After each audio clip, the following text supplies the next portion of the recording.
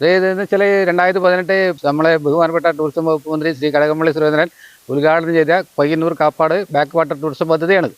പക്ഷേ ഇന്നിതിൻ്റെ അവസ്ഥ വളരെ ശോചനീയമാണ്.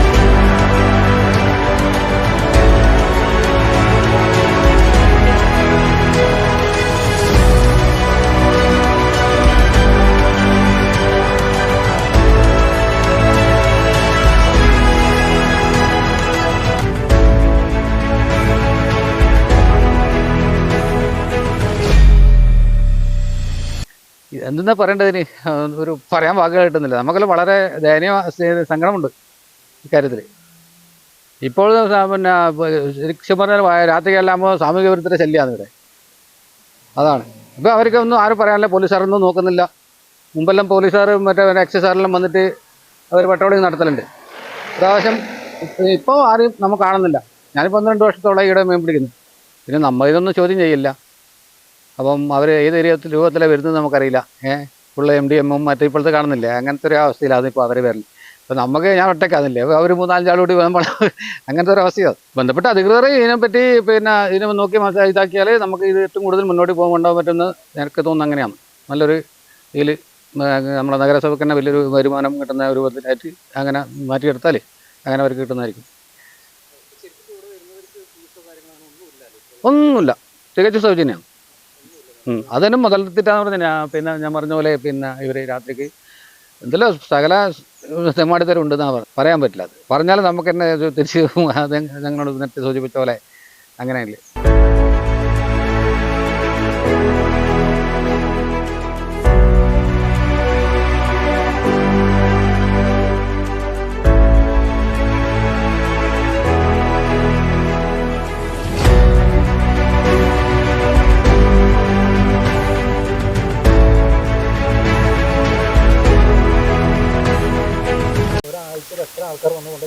ആയിരക്കണക്കിന് ആൾക്കാർ വരും.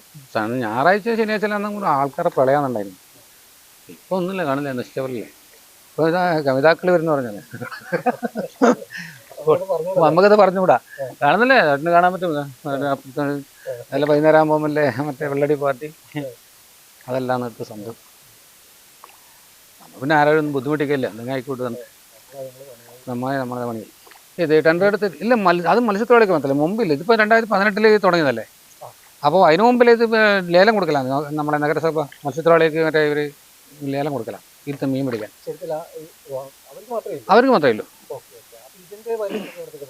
ഏതിൻ്റെ അല്ല, അത് ഇവർ ഇപ്പോൾ ടെൻഡർ ഇപ്പോൾ ഇത്ര ലക്ഷത്തിന് നഗരസഭ എടുത്തു കഴിഞ്ഞാൽ പിന്നെ അത് പിന്നെ അവരേ ഇല്ല, പിന്നെ ലാഭമൊന്നും അവർക്ക് അടക്കണ്ടില്ല. പിന്നെ അവരൊരു തുക അവർക്ക് പഞ്ചായത്തിൽ കെട്ടി അല്ല നഗരസഭയിൽ കെട്ടിയാൽ പിന്നെ അത് പിന്നെ ഇല്ല, എത്ര കൊല്ലത്തേക്ക് നല്ലതാണ്.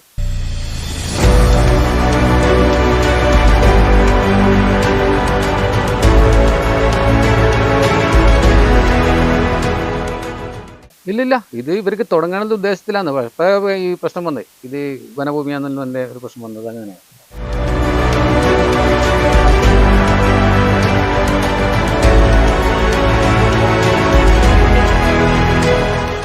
അത് ഇതെല്ലാം ഞാൻ കെട്ടിയിട്ടേ ഇല്ലെങ്കിൽ പ്രളയം ഈ വണ്ടി ഇത് പോകും. ഇതൊക്കെ കാണുന്നില്ല, എന്താ നമുക്ക് ജോയിൻ്റ് കെട്ടിയിട്ടാണ്.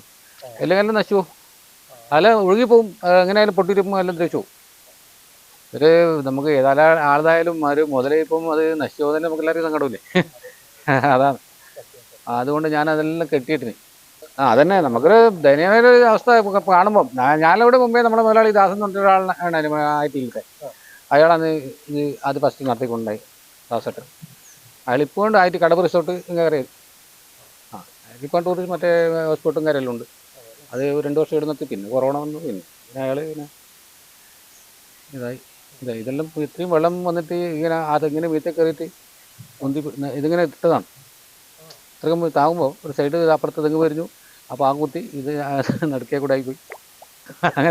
അങ്ങനത്തെ ഒരു അവസ്ഥ കാണുന്നത് നമുക്കിതാ.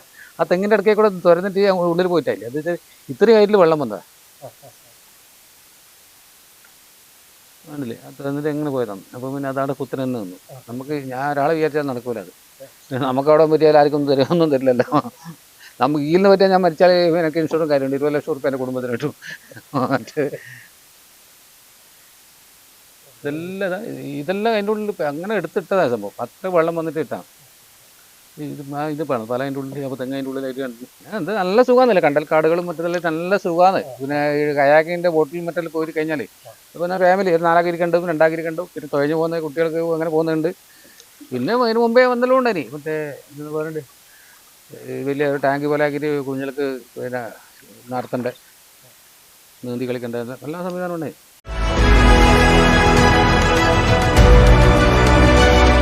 ലക്ഷക്കണക്കിന് റുപ്യ ഞാൻ വന്നില്ല, 20 ലക്ഷം റുപ്യ ഇവർക്ക് നഷ്ടമാണ്.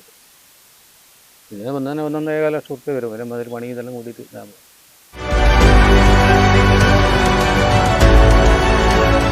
നിങ്ങൾ കാണുന്നില്ല എത്ര സുന്ദരമായ കാഴ്ച. നമുക്ക് നല്ല തടാകതിനൊക്കെ തടാകും, അതേപോലെ ഏക്കറാണെങ്കിൽ 36 ഏക്കറായിട്ട് സ്ഥലമുണ്ട്. ഈ 36 ഏക്കർ ഈ ജലത്തിൻ്റെ തന്നെ ഉണ്ട്. പിന്നെ വനഭൂമി തന്നെ, അതിന് പിന്നെ രേഖയും കാര്യമൊന്നും ഉണ്ട്. കേന്ദ്ര കമ്മിറ്റി കേന്ദ്രത്തിൻ്റെ സ്ഥലമായതുകൊണ്ട് പിന്നെ അങ്ങനെ തന്നെ ഉണ്ടാകുന്നു.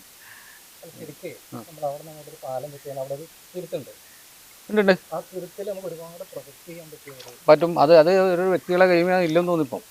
ആ സ്ഥലം അതിലിപ്പം കഴുങ്ങും മറ്റേതെല്ലാം വെക്കുന്നുണ്ടെന്നല്ലോ. മറ്റേ തെങ്ങ് അയാൾ കാണുന്നത് തെങ്ങെല്ലാം കാണില്ല. ഇത് ഇത് 36-39 ഏക്കറ ഒരു ഇടവില്ല മലപ്പുറം വടകര ഇടവില്ല കോട്ടയക്കാരൻ്റെ കൈവശയിൽ. അതാണ് ഇപ്പം കഴിഞ്ഞ 2 കൊല്ലം അല്ല കഴിഞ്ഞ കൊല്ലം ഫുള്ള് മരങ്ങൾ, അക്കേഷ്യ മരങ്ങൾ മുറിച്ചെല്ലാം കൊണ്ട് ഇതെല്ലാം ഇപ്പം മണ്ണിട്ട് നികത്തിയാണ്. അതിലേ കൂടെ പോകേണ്ട വെള്ളമാണ് ഇപ്പോൾ ഇതിലേ കൂടെ ഫസ്റ്റ് അങ്ങനെ വരും. അത് ഹൈവേ വരുമ്പോൾ അങ്ങനെ അവർക്ക് പിന്നെ ആ പ്ലോട്ട് അവരെ സ്വന്തം സ്ഥലത്ത് എന്തെങ്കിലും നിർമ്മാണ പ്രവർത്തികൾ നടത്താൻ വെച്ചിട്ടായിരിക്കും അങ്ങനെ ഇട്ടിട്ടുണ്ട്. എല്ലാം ഞാൻ പോവാണ്ട് കയറത്ത് കെട്ടിയിട്ടാണ് ഇത് അഴുകിൽ ഒന്നങ്ങാടെ ഉണ്ടായിരുന്നു, എല്ലാം വലിച്ച് കെട്ടി. അല്ല നമുക്കിത് ഇങ്ങനത്തെ ഒരു ഇന്നത്തെ നല്ല സംവിധാനം കാണുമ്പോൾ അത് നശിപ്പിക്കണ്ടെന്നുള്ള രീതിയിൽ പിന്നെ അത് ഇട്ടപ്പോൾ ഉണ്ടാക്കണ പണിയത്തുണ്ട്. ഇവിടെ 12, 6, 9 കന്നാസാണ്, കേനാട്ടൊക്കെയാണ് ഒന്നിന്. പ്ലാസ്റ്റിക് ബോട്ടിൽ, മറ്റേ മദ്യത്തിൻ്റെ കുപ്പിയും ഇതെല്ലാം തന്നെ. ലേഡീസ് കൊണ്ട് ഹോസ്റ്റലിനെല്ലാം വരുന്നുണ്ടോ, ഹോസ്റ്റലിന് ഇങ്ങനെ 15 ഹോസ്റ്റലും കാര്യങ്ങളുണ്ട്. അതുകൊണ്ട് അങ്ങനെ കൂട്ടിക്കൊണ്ടിരുന്ന കുട്ടികളാണ് എല്ലാം. ചെറിയ 10, 14, 15 വയസ്സുള്ള കുട്ടികളാണ്. അത് ഭയങ്കര സങ്കടം. നമുക്കെല്ലാം മക്കൾ ഇല്ല, പൊമ്മക്കളില്ലാതെ ഭാഗ്യം. എനിക്ക് 2 കുട്ടികളാണ്.